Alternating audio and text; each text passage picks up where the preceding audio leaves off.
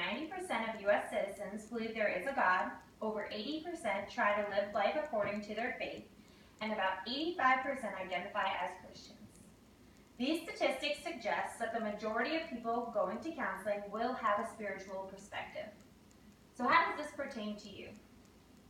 Whether or not you plan on pursuing a profession in mental health, the basic principles of counseling can have applications to every relationship and future career. Personally, I am in the process of pursuing a Bachelor's of Science in Military Resiliency. I plan on continuing in the profession in mental health and beginning a master's program next fall.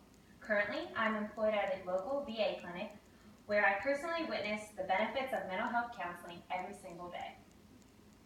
Christians have a responsibility to approach any illness with Christ-like love and compassion. This being said, ethically, it is crucial that counselors self-monitor and maintain awareness of even unconscious ways they might influence a client's value system. A respectful approach to counseling may use a client's spirituality or religion as a resource to promote understanding of that person's value system and to formulate a treatment plan that is consistent with their personal religious framework or lack thereof. Mental health counselors are employed at outpatient and inpatient, residential care centers, individual and family services, and local governments. They are qualified to practice a variety of therapeutic techniques used to address issues including depression, anxiety, addiction, substance abuse, suicidal impulses, stress, problems with self-esteem, and grief. As Christians, we should all use our chosen professions to promote godly values according to Scripture whenever possible. This being said, the most effective mental health counselors help patients deal with traumatic events or psychological challenges by using an individualized approach. Counselors can operate both using religious or secular approaches.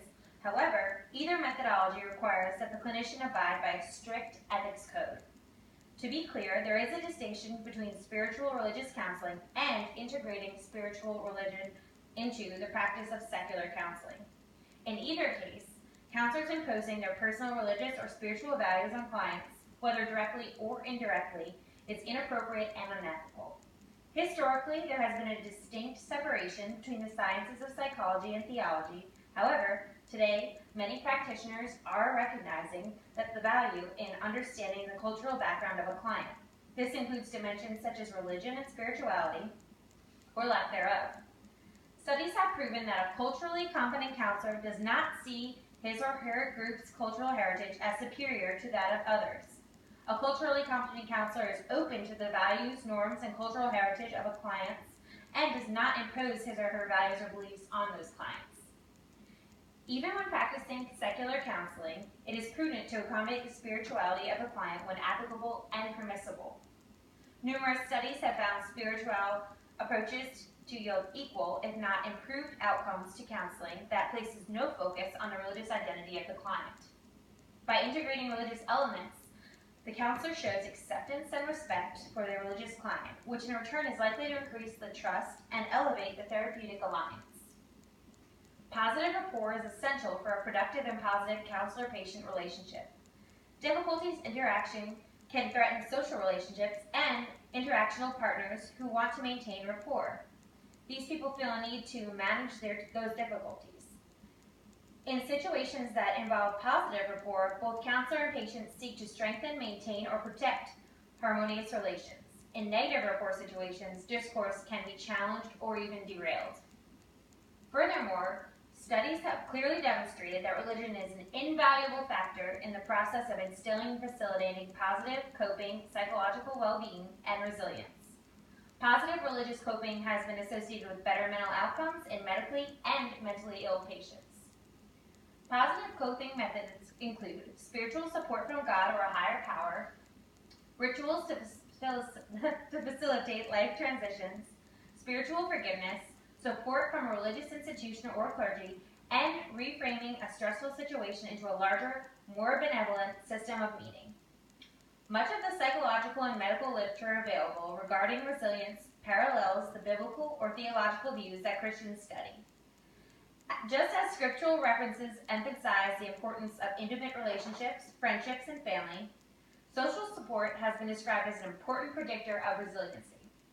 Today, experts agree that spiritual and religious matters are therapeutically relevant, ethically appropriate, and potentially significant topics that should not be disregarded by professional counselors. In Resiliency and Spirituality, a framework for stressing and helping, Van Hook describes, as we seek to assess the role of spirituality within the lives of clients in terms of their ability to cope with difficult life circumstances, to become resilient, it is important to remember that we are not doing this as the client's spiritual experts. We are their partners on the client's journey.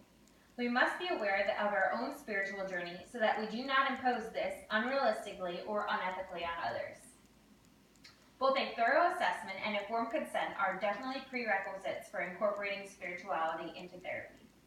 Examples of assessment questions could be as basic as, are spiritual resources important to your coping? Or, would you like to discuss your faith in treatment when relevant? Further assessment might involve exploring childhood spiritual struggles and positive or negative connotations of the church or clergy. Informed consent advises the patient of the counselor's policies, state and federal laws, and their individual rights as a patient.